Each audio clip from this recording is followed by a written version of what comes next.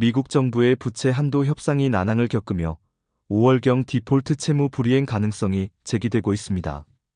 디폴트는 일반적으로 국가나 기업이 일정한 기한 내에 채무를 상환하지 못하는 상황을 의미하는 것인데, 엑스데이트는 부채 한도 도달을 피하기 위해 미 재무부가 취하는 특별 조치 수단이 고갈되는 시점을 뜻합니다.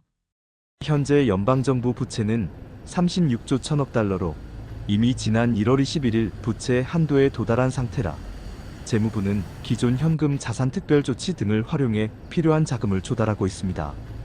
제닛 옐런 미국 재무장관은 미국 의회가 부채 한도를 상향하지 않을 경우 연방정부가 이르면 5월 말 채무불이행 디폴트에 빠질 수 있다는 미 의회 예산국 CBO의 경고가 나왔다고 하며, 연방정부의 현금이 파닥나는 시점인 이른바 X-데이트를 6월 1일 현지 시간로 특정했습니다. 미국이 디폴트를 선언할 경우 이는 단순한 국가 채무 문제를 넘어 세계 경제에 심각한 영향을 미칠 가능성이 크며, 본글에서는 미국 정부의 디폴트 가능성과 그 파급 효과, 그리고 이에 대한 한국 경제의 대응 방안을 분석하고자 합니다. 1. 미국 정부의 디폴트 선언 가능성과 원인. 만약 부채 한도 협상이 타결되지 않고 디폴트가 발생할 경우 의회가 부채 한도를 올리지 않아 디폴트가 발생하면 국방, 공공안전, 의료 서비스 등 연방정부의 업무정지 셧다운가 발생하게 됩니다. 공무원, 군인연금 수급자는 급여나 복지 혜택을 받지 못하게 됩니다. 연방정부 디폴트가 현실화할 위기에 처할 경우 미국 신용등급 하향은 물론 전 세계 금융시장에도 큰 충격이 발생할 수 있습니다. 앞서 조 바이든 전 행정부 시절인 2023년 8월 집권 민주당과 야당인 공화당이 부채 한도 상향 문제를 놓고 대립하면서 무디스, 피치 등 글로벌 신용평가사들은 미국의 신용등급을 강등한 바 있습니다. 2. 미국 디폴트의 경제적 영향. 1. 미국 경제. 미국이 디폴트를 선언하면 국채금리가 급등할 가능성이 큽니다. 미국 국채는 전 세계에서 가장 안전한 투자 자산으로 간주되는데, 디폴트로 인해 신뢰도가 하락하면 국채 시장이 흔들릴 것입니다. 또한 미국 정부의 신용등급 하락은 금융시장 전반의 변동성을 증가시켜 기업들의 자금 조달 비용을 상승시킬 수 있습니다. 이러한 영향으로 인해 미국 경제는 경기 침체를 경험할 가능성이 높아집니다. 이 세계 경제. 미국이 디폴트를 선언하면 달러 가치가 급락하고 글로벌 금융시장이 큰 혼란에 빠질 수 있습니다. 특히 중국과 일본과 같은 미국 국채 보유국들은 큰 손실을 입을 가능성이 높으며, 글로벌 투자자들은 보다 안전한 자산으로 이동할 것입니다. 이로 인해 유럽과 신흥국 시장도 충격을 받을 수 있으며 국제 원자재 가격과 환율 변동성이 심화될 것입니다. 3. 한국 경제. 미국의 디폴트가 한국 경제에 미칠 영향도 상당할 것으로 예상됩니다. 한국은 대외 의존도가 높은 경제 구조를 가지고 있으며 특히 미국과의 경제적 연관성이 깊습니다. 환율 변동, 미국 달러 가치가 급락하면 원화의 가치가 급등할 가능성이 있습니다. 이는 수출 중심의 한국 경제에 부정적인 영향을 미칠 수 있습니다.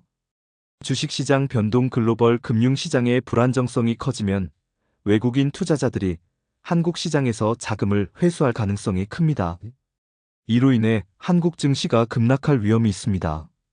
수출 둔화로 미국 경제가 침체에 빠지면 한국의 대미 수출도 감소할 것입니다. 특히 반도체, 자동차, 전자제품 등의 주요 산업이 타격을 받을 가능성이 높습니다.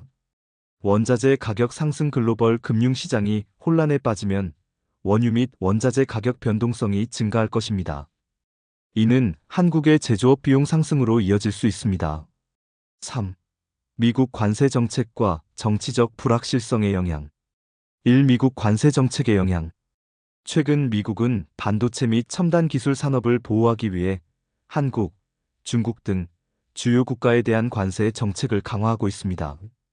이는 한국의 반도체 및 전자제품 수출에 부담을 줄 수 있으며 글로벌 공급망 불안정을 초래할 가능성이 큽니다.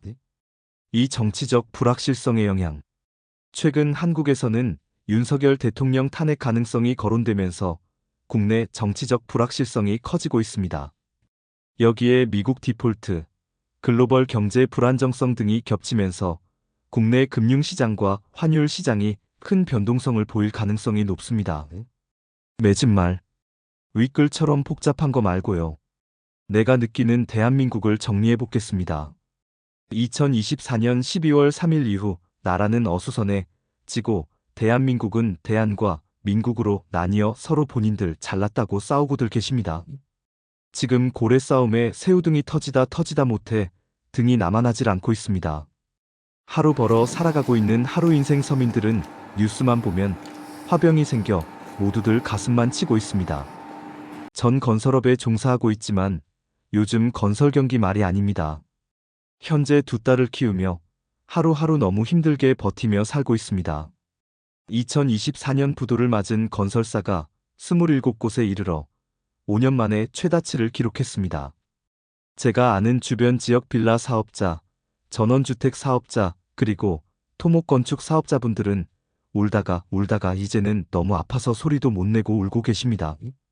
경기가 너무 안 좋아 스스로 생을 마감하셨다는 분들의 소식도 주변에서 자주 접하고 있습니다. 스스로 생을 마감하시는 분들, 유명한 분들 아니고서는 뉴스에 나오지도 않습니다. 참으로 씁쓸한 현실입니다.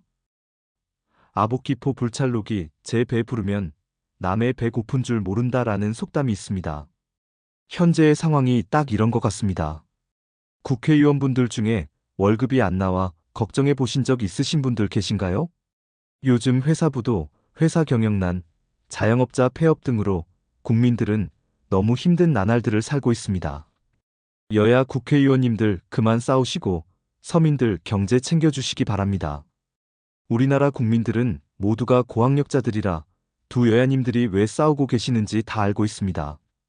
빨리 국정을 안정화시키시어 살기 좋은 대한민국을 만들어주시기 바랍니다. 감사합니다.